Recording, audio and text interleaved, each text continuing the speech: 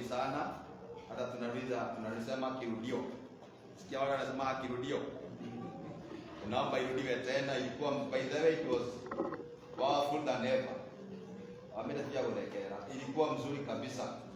Na kama unataka kuiona pia tuliweka live streaming yote venye ilianzia na ilimalizia. Ukiingia kwa Baraka TV official utapata hiyo masomo yote pale. Na ukiingia pale studio hiyo kijana usibarikishe usubscribe. Haitakugharimu hata shilingi zaidi ya shilingi 2. Pengine ni shilingi 1 tu kusubscribe. Sidia weza kemodo. Na si Bwana awabariki sana.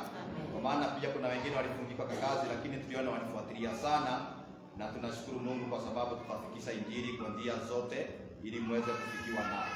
Si Bwana awabariki sana. Amen. Siku ya leo nashukuru Mungu. Mimi nimeokoka kwa wageni wetu. Naitwa Pastor Ugutu. Nimeokoka, Yesu ni Bwana. Jumapili tulizungumza kuhusu the spiritual hub. Na tukaona jinsi ambavyo nyundo hufanya kazi na tukaona inang'oa, inajenga na inaweka laini. Bwana asifiwe sana. Na sasa baada ya kung'olewa kuna mambo ambayo tutaangalia siku ya leo. Baada ya kung'olewa tunafanyiwa nini? Sasa baada ya mtu kung'olewa kutoka kwa dhambi, nini kinafanyika? Baada ya mtu kujengwa maisha ya kiroho, nini kinafanyika? Baada ya mtu kutengenezwa laini katika maisha ya kiroho, ni nini ambacho kinazidi kuendelea? Kwa hivyo nikaona ya kwamba baada ya mtu kung'olewa katika dhambi, ama baada ya mtu kung'olewa katika matatizo, ama baada ya mtu kujengwa kiroho, kuna mambo inafanyika. Ni nini kinafanyika? Ni milango inafunguka. Kwa hivyo siku ya leo, baada ya kuweza kuzungumza kuhusu nyundo ya kiroho, nitazungumza kuhusu ya kwamba baada sasa ya nyundo ya kiroho, tuna kitu tunaita the spiritual doors. Milango ya kiroho inafunguka. Baada ya mtu kung'olewa kwa ulevi, milango ya kiroho inafunguka. Baada ya mtu kujengwa kiroho, milango ingine inafunguka, unapata neema na kibali. Kwa sababu kuna milango itaweza kufunguka. Kwa hivyo siku ya leo nitazungumza kuhusu nyundo ya nitazungumza kuhusu faida ya nyundo ya kiroho kwa njia ya milango. Kwa hivyo subtopic ya leo ama topic ya leo ni kuhusu milango ya kiroho katika jina la Yesu Kristo. Milango ya kiroho, the spiritual doors. Milango ambayo inafunguka. Na hii kitu inaninyoga ni kama nitakosa kuitumia. Na unapata ya kwamba milango inafunguka. Sinasikika huko nyuma. Nasikika kabisa. Kafakodre hii kitu ni ya stima. Unapata ya kwamba stima inavuta hata kuliko mdomo wako. Eno jua amorudi kale wao. Ikosa kuwa na setting nzuri. Na kwa hivyo siku ya leo wapendwa, nitazungumza kuhusu milango vile ambavyo inafunguka. Na milango inafunguka namna gani? Tumeona ya kwamba baada ya mtu kujengwa, nyumba ilitujenga kiroho na tukajengeka. Mtu anapojengwa, niye dona nyumba yako itale mlango. Bwana asifiwe sana. Sijawahi ona nyumba inajengwa bila mlango. Tuliweza kukujenga kiroho na neno ambayo ni nyundo. Sasa siku ya leo wapendwa, nyumba hiyo ilijengwa yako ya kiroho, lazima iwe na milango. Lakini milango kuna mambo tofauti nataka waangalie siku ya leo. Nimekuwa nikiguzia neno ya mlango kwa juu sana, napita juu. Lakini leo nataka kukufunza jinsi mlango ya mwanadamu ilivyo. Kwa maana sio kila mlango wako. Tunaelewana? Sio kila mlango ambayo ni yako. Kwa mfano ukienda katika nyumba ambazo ni za kimataifa ama nyumba za kifahari, kuna mlango ambao inaandikwa pale ni emergency. For example, ungeza kuwa na moto, utapitia hiyo si ya kuingilia wakati wowote. Hiyo mlango ama huo mlango huwa inaingiliwa wakati ama inatokewa wakati kuna emergency. Na kuna mlango ambayo mtu fulani ama kiongozi fulani anaingilia, sio ndio kila mtu anaingilia. Unapata ya kwamba kuna milango bila ambavyo inatengwa. Kwa hivyo siku ya leo ni vyema ujue unapoomba mlango kama unafiti kukupitia mlango ule. Kwa maana kama kuna kitu kimetusumbua na katika maisha ya kiroho ni kutamani kufungukiwa na mlango kama wa mtu fulani.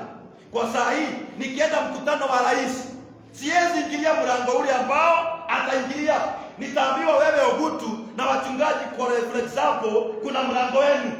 Kwa hivyo hata nikitaka namna gani, hata nikiwa na kibali, labda rais aseme ni escort, kwa hivyo mlango ule wa rais siweza kuingilia, kuna mlango wangu umewekwa, nitaweza kuingilia. Kwa hivyo kila mtu ana mlango wake kulingana na jinsi ambavyo anakuwa the value katika maisha ya kiroho.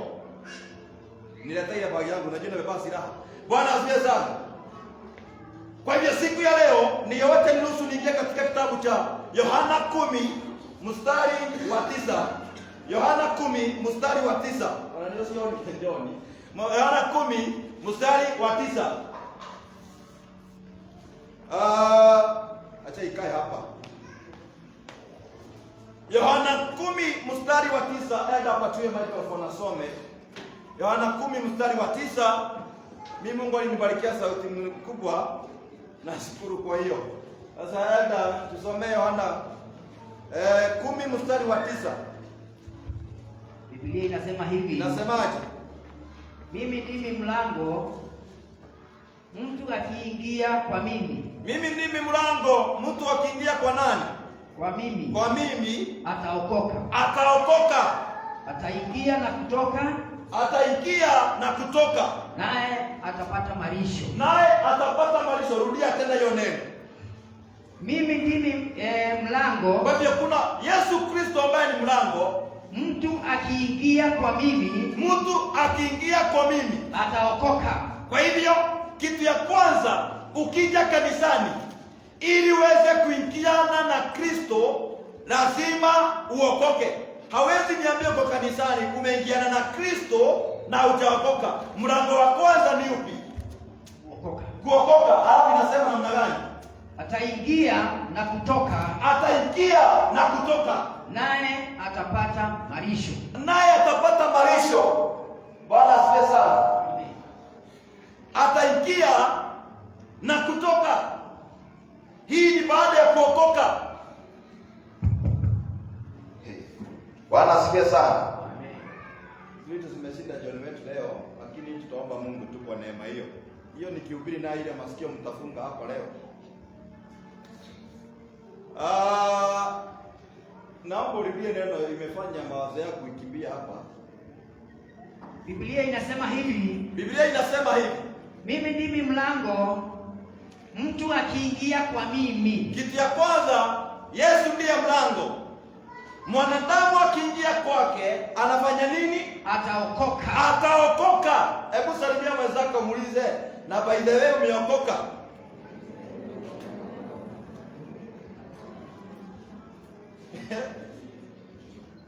Amekwambiaje? Kama hajaokoka kuja naye hapa. Ndio tukikia kwa neno tuanze na wokovu leo. Leo tunaanza na wokovu. Nani yako hapa na anahisi anataka kuokoka? Mkono juu. Nasikia mimi leo nilikuja kanisani niokoke. Hata kabla ya neno tuanzie na wewe leo. Nani yako hapa na anasema mimi nataka kuokoka? Mkono juu. Na usiibikia Kristo. Kwa maana amesema ya kwamba ukitaka mafanikio kitu ya kwanza ni kuokoka. Ndio utakapoondoka. Haya, na imandiki imesema ya kwamba atakayeingia kwangu ataondoka na atapata malisho mema. Katika nyumba ya Mungu tunafungukiwa na milango ya kiroho. Tunapokea malisho mema. Kwa hivyo mlango wa kwanza wa kiroho ni Yesu mwenyewe. Yesu ndiye mlango. Bwana asifiwe sana. Yesu ndiye mlango. Kama kuna milango unataka Bwana kufungulie, jua ya kwamba kuna yeye ambaye ni mlango na ni yeye Yesu Kristo. Ukitaka maisha yako ibadilike, ukitaka mambo yako iwe mzuri, kubali kumpokea Kristo, yeye ndiye mlango. Anasemaje? Anasema mimi ndiye mlango, na atakayekuja kwangu ataokolewa. Na baada ya kuokolewa kuna mambo makubwa itafanyika kwake. Atakapoingia na kutoka atapokea malisho. Wapendwa, kama tunataka kukua na kiroho ama kuota kiroho vizuri, lazima tumpokee Kristo. Kuna milango haitafunguka virahisi. Kuna milango unaweza ishi kustruggle kuomba kanisani ifunguke na ikose kufunguka. Kama nini? Haujampokea Kristo. Kwa maana amesema yeye ndiye mlango. Na unajua mjenzi anapotenga mlango, hebu imagine nyumba ambayo ina mlango. Hebu imagine Mkristo ambaye ana Kristo, anajiita Mkristo, huyo ana mlango. Hiyo sio Mkristo.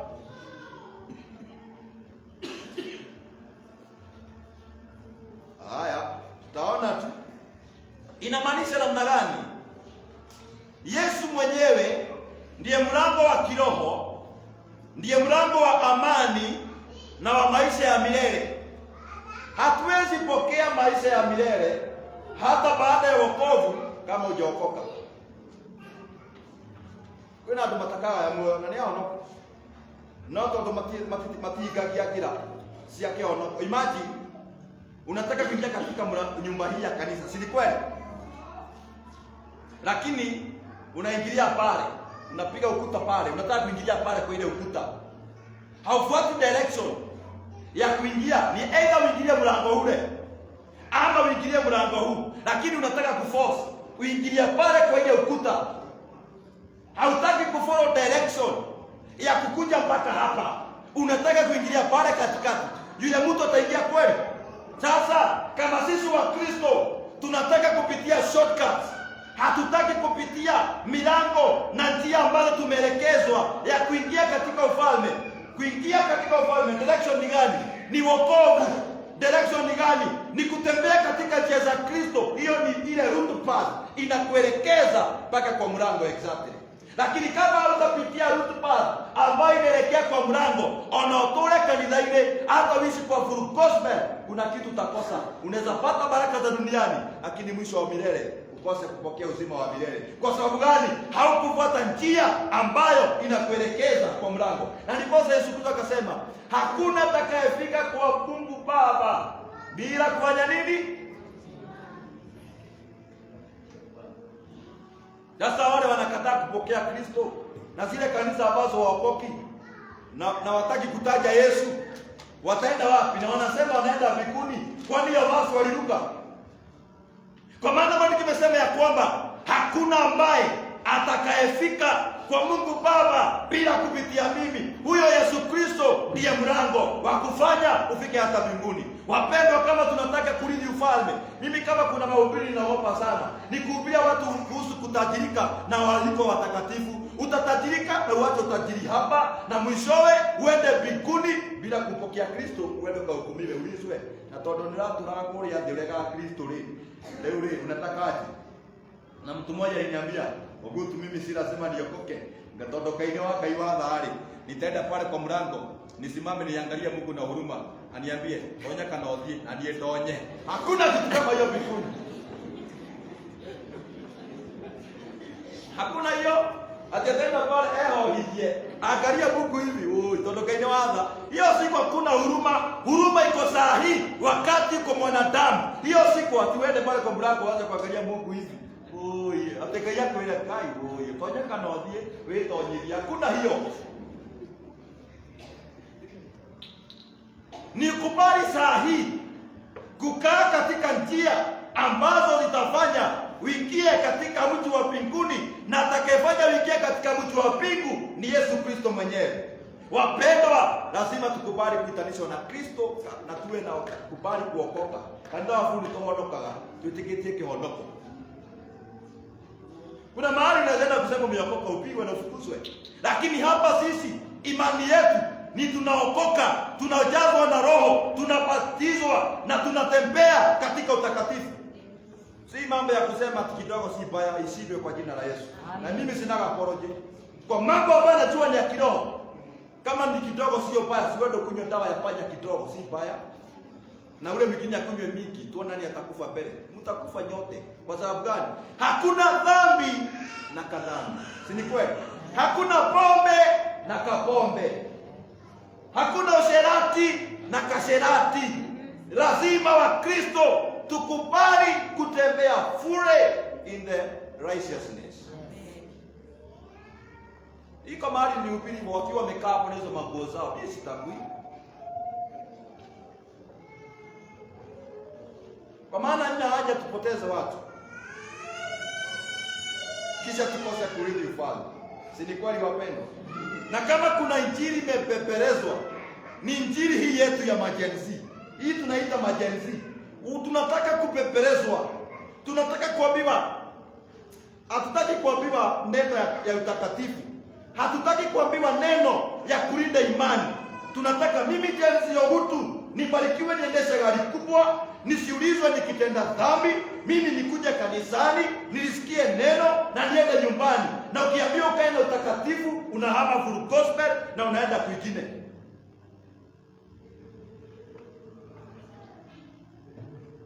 Nimeondoka kwa hiyo na mliko hivi. Watu wakiwa watakatifu. Majenzi tuko pamoja. Tuwe jenzi wa Yesu, tusiwe jenzi ambayo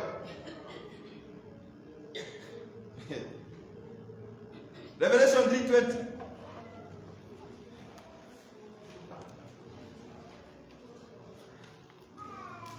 Revelation 3:20. Jesus himself is a spiritual door. Na tumeona katika Revelation 3:20 kuna mtu ambaye anasema pia kuna mlango wako. Ni either ufungulie Kristo mlango, uende ubishe kwake.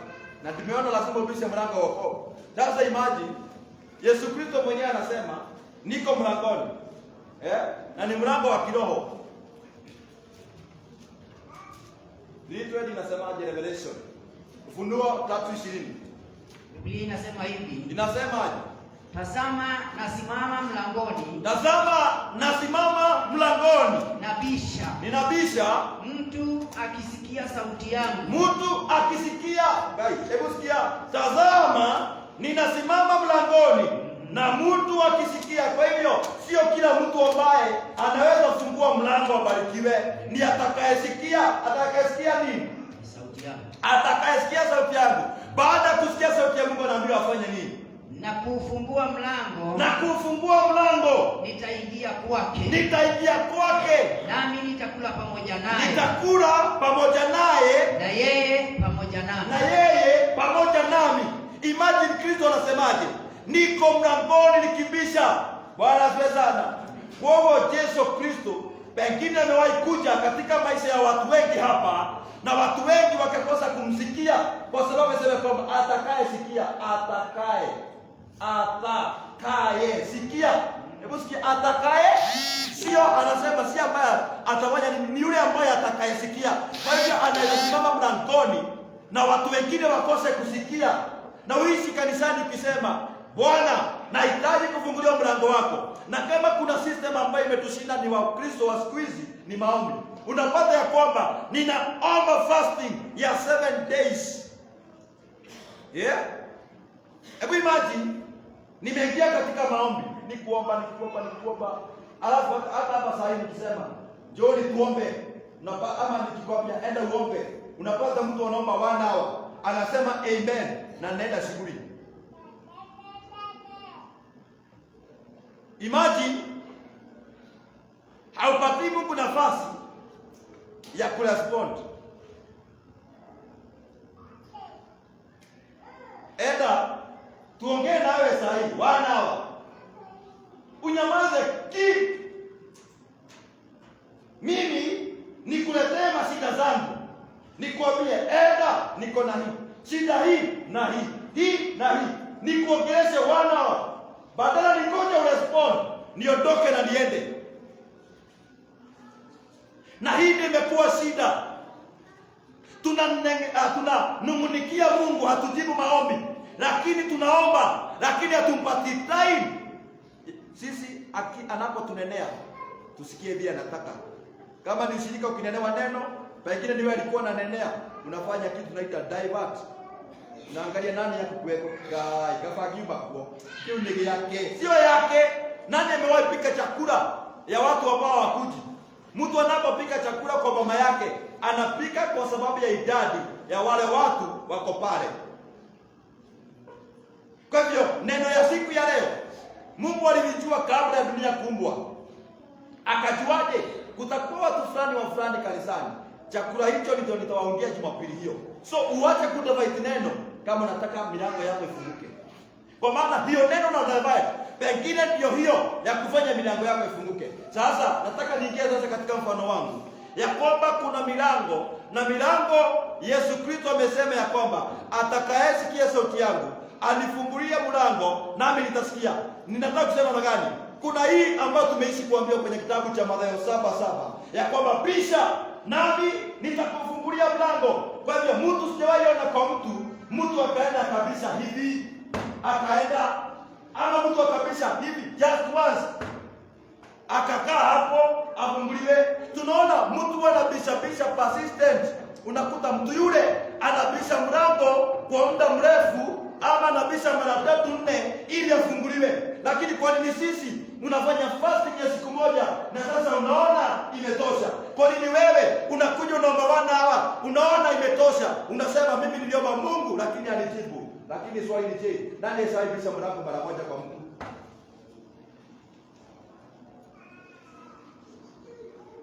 Tuongea kweli, mtu anabisha mara ngapi? Hata kama ni mara 2 ama mara 3. Unakaa kidogo, ukisikia ni kama hajasikia, unafanya nini? Unarudia tena. Hii koko kwa moto na unauliza mpaka na mdomo. Kwa hiyo na najua kuna watu wanakuwa na madharau. Na sijui kama ni kwamba wazee mlinyang'anywa, sijui kama nitokea hiyo, lakini wacha tu niseme ukweli. Unasikia Mr. Kemodo, nakuja kwako na kuuliza kwa hiyo na wewe nimekukuta hapo. Eneme nakuuliza Kemodo, eneme kuo na Kemodo eko.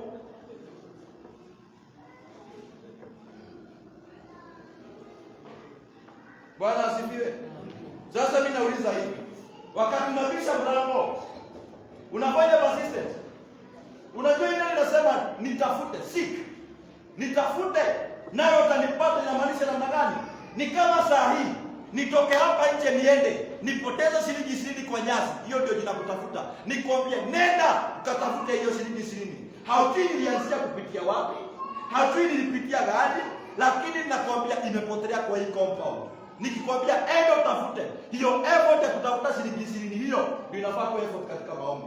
Kwa maana utazunguka sana, hata ikiwezekana utafieka mpaka nyasi. Na ikiwezekana kama wewe ni mjanja uende ng'ombe kule hapo hiyo area, ili kupatia nafasi ya kupata shilingi hiyo. Ndio jinasiki na maanisha. Watu wanania kusiki Mungu ni kukuja kuketi hapo uombe just God help me. Unatoa kanisa. Hiyo sio kusiki. To seek means you go deeper. Uingie ndani ya kutafuta. Mnikikwambia utafuta shilingi 20 pale, hautaenda mahali pamoja just a direction moja, utazunguka mahali pengi sana. Uingie tafute hii method, upitie hii, upitie njia ile. Watu wengine kama tunatafuta Mungu, wacha kutumia tu njia ya kupraise, wacha kutumia tu njia ya kuomba, wacha kutumia tu njia ya kuworship. Kuna ingine unaweza kuwa kuna watu hujasamehe, pitia njia hiyo uende wasamehe. Inaweza kuwa kuna watu hujapenda, pitia njia hiyo uende wapende, milango yako ifunguke. Kuna njia nyingi sana ya kumtafuta Bwana. Ni sisi hatutaki kupita hizo njia. Njia ya kwenda kwa Karao ni nyingi. Naweza kupita hii ya Begi, nitokezee huko. Naweza kupita hii, nitokezee hiyo. Naweza kupita ya Nakuru, na pale Butori nitokezee hiyo. Bora nifike.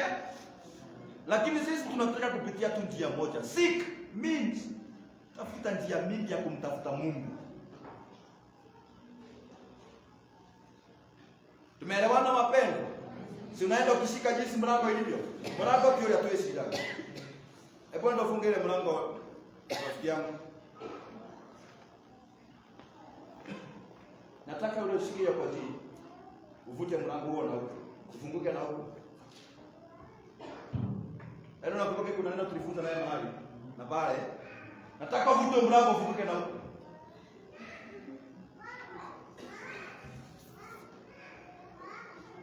Sasa nini nafanya? Nataka mlango ufunguke.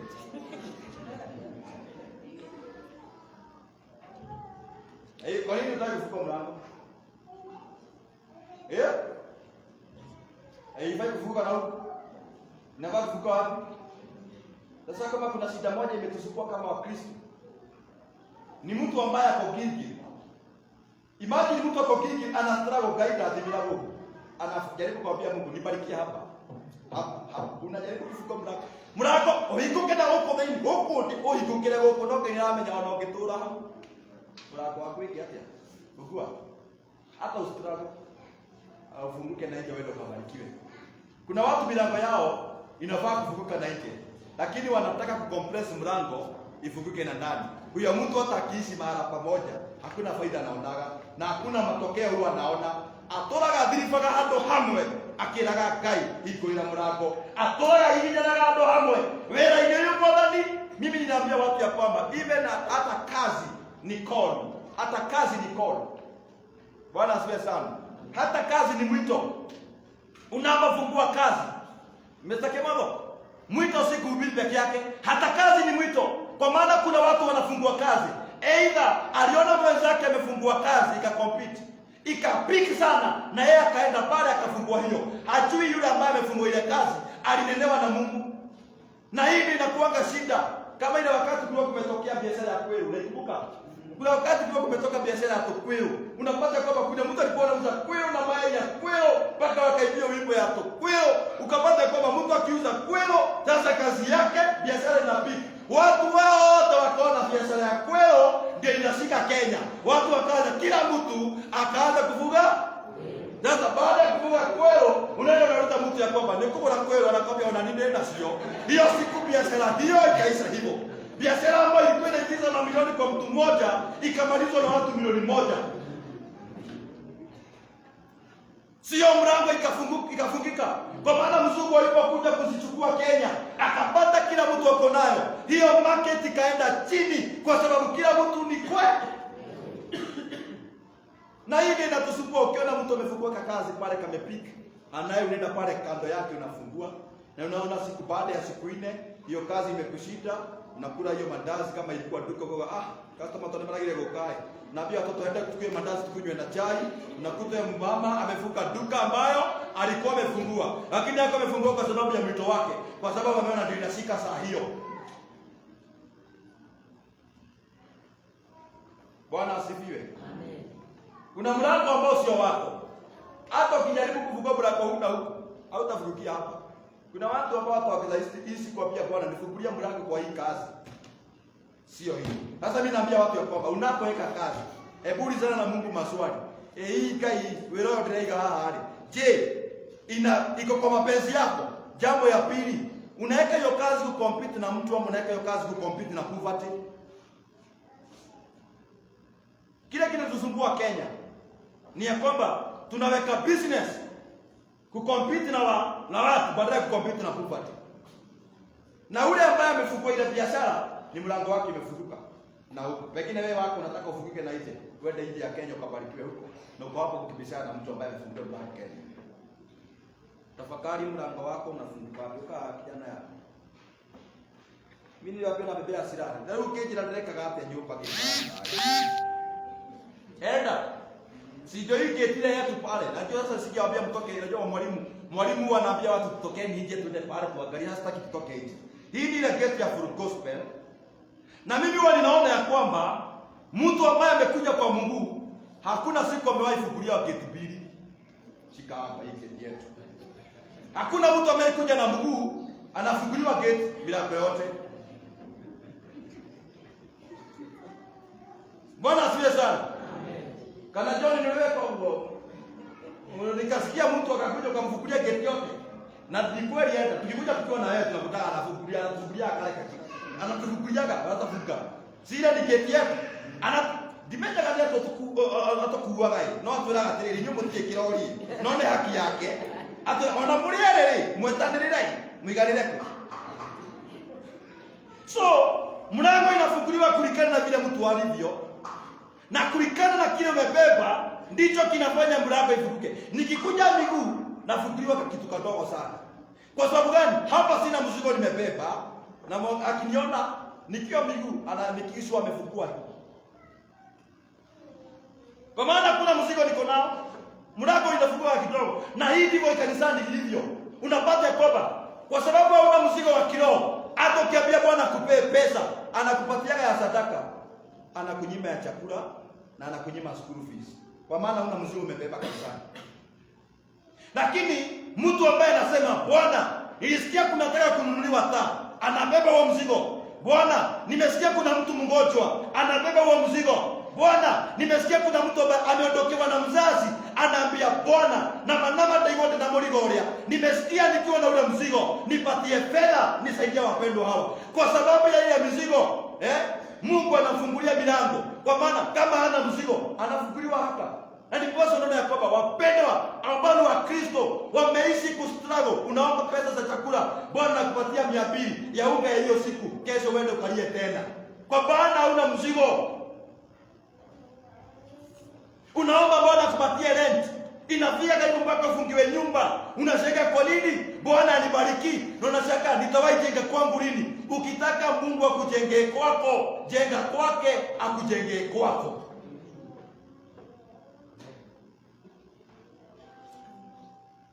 Ukitaka Bwana kufanyie kazi, mfanyie kazi akufanyie kazi.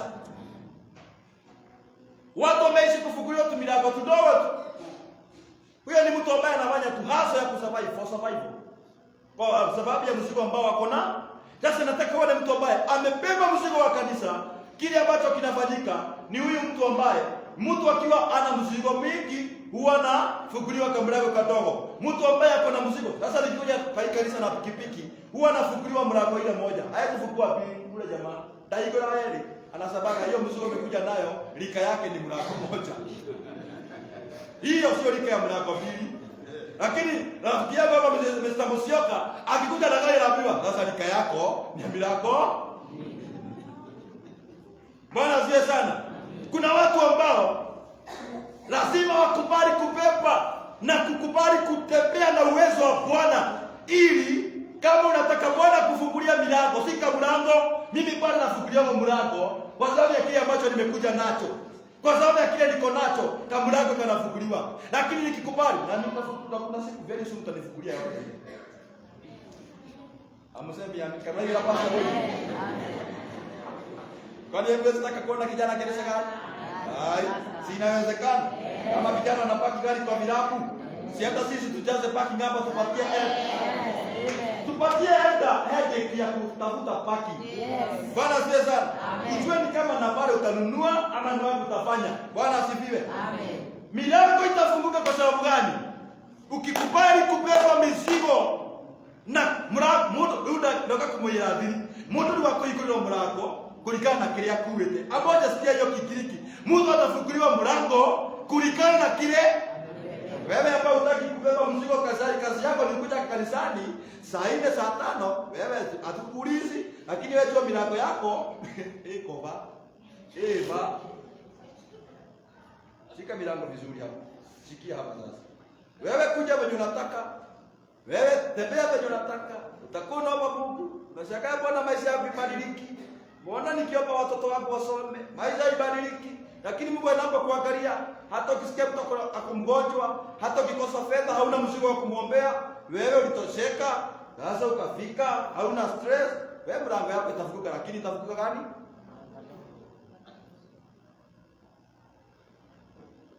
Mimi hata nikikosa kuendelea na neno, nasema hivi, kila mtu atafunguliwa mlango kulingana na mzigo ambao ako nao kwa ajili ya mwili wa Kristo.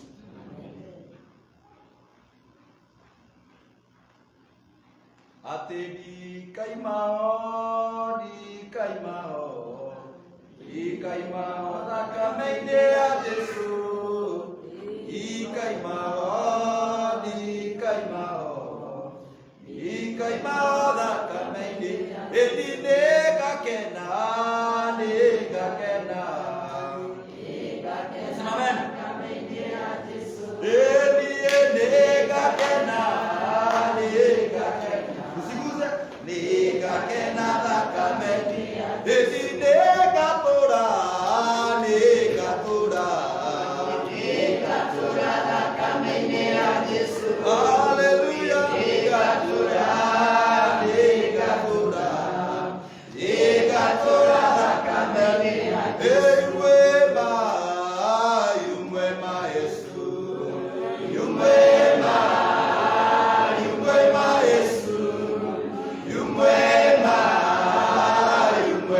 Yesu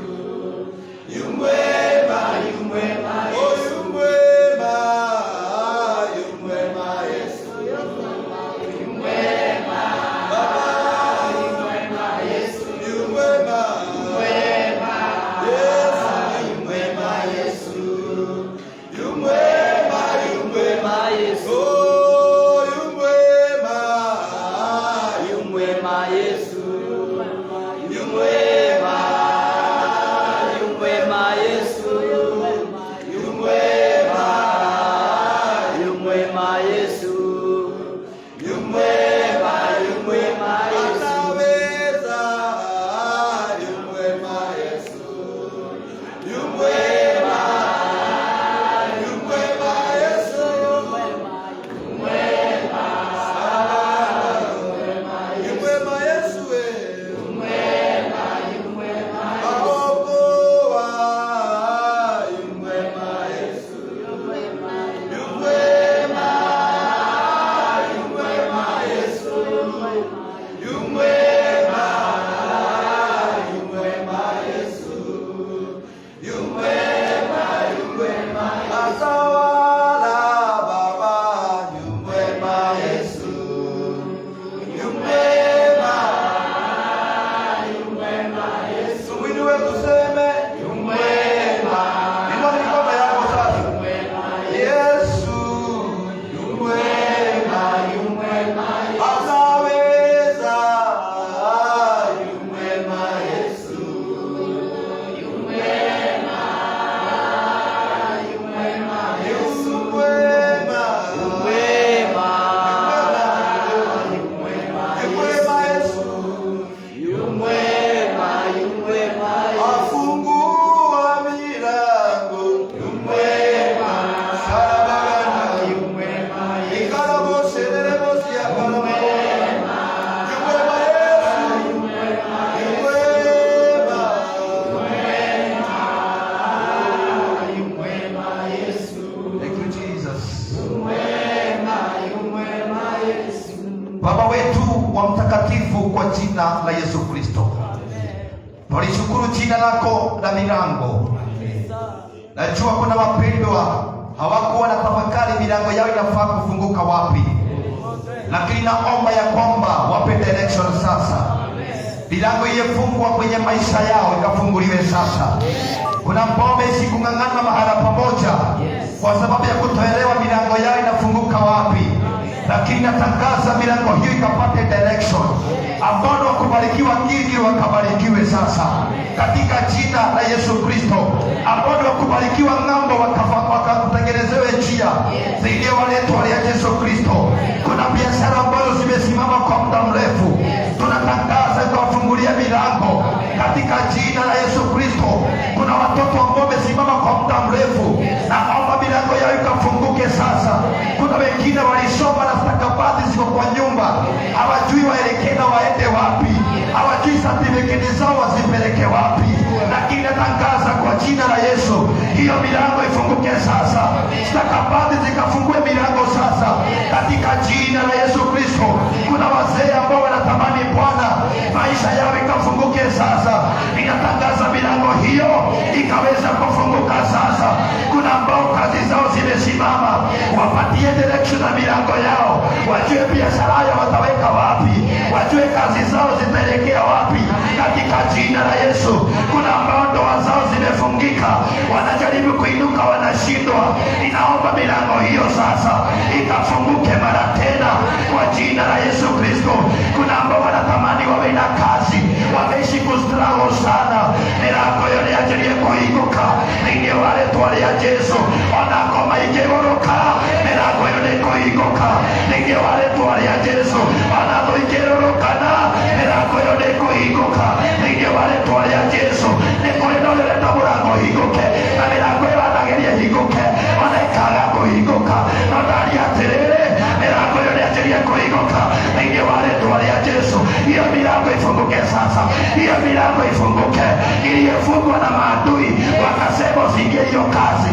Naomba ya kwamba milango ifunguke sasa, ifunguke sasa, ifunguke sasa kwa jina la Yesu Kristo. Ninatangaza ya kwamba waliofungiwa milango na shetani ibilisi, milango hiyo ifunguke kwa jina la Yesu. Hiyo milango ifunguke kwa jina la Yesu. Hiyo milango ya kazi ifunguke sasa, hiyo milango ya ndoa ifunguke sasa, hiyo milango ya kupata gari ifunguke sasa, hiyo milango ya kupata boma ifunguke sasa. Kuna ambao wanatamani hata wawe na makwao, milango ya broti yajirie kuinuka, yajirie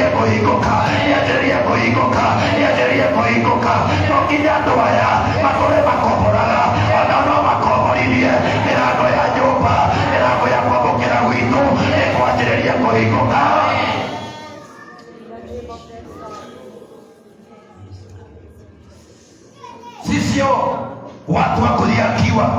Reke andũ matige gũtũũragia Ngai ũrĩ tũtungataga eku. Reke mĩrango ya andũ aya yambĩrĩrie kũhingũka. Reke biacara iria igwĩte ziamuke tena, iamuke tena, iamuke tena kwa jina la Yesu. Walio na kazi ambazo hata zionekani, natangaza ionekane, natangaza ionekane. Haijalishi uko kona gani, haijalishi hiyo kazi uko kona gani, ianze kuonekana, imurudie customer kwa jina la Yesu, kwa jina la Yesu. Baba wa mbinguni, tunaomba na kuomba tuondolee roho ya madeni.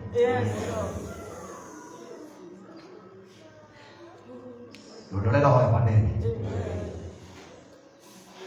Ikorera mbele ya milango. Kesho kuona kutoka dhidi. Ati tuko na madeni kwa maduka. Madeni ya rande. Madeni ya shule. Madeni ya kanisa. Sikia kwa sababu una masikio. Sisi tumekataa maisha ya madeni. Wala nimeambia mahitaji hawa kwa ujumla. Wafungulie milango. Amen. Jesus name. Amen. Nauliza ya kwamba kuna yule anataka kufungulia mlango ya wokovu. Ninasikia kuna naye lakini hataki. Na ndio anataka kuokoka. Wengine utaokoka Mungu akufungulia milango ya maisha yako. Wengine maisha yako umeishi kwa struggle na kustruggle. Nani anataka kuokoka aje tuombe naye? Kama unasikia utaki kutokea hapa, unifuate baada ya hii. Taomba na wewe.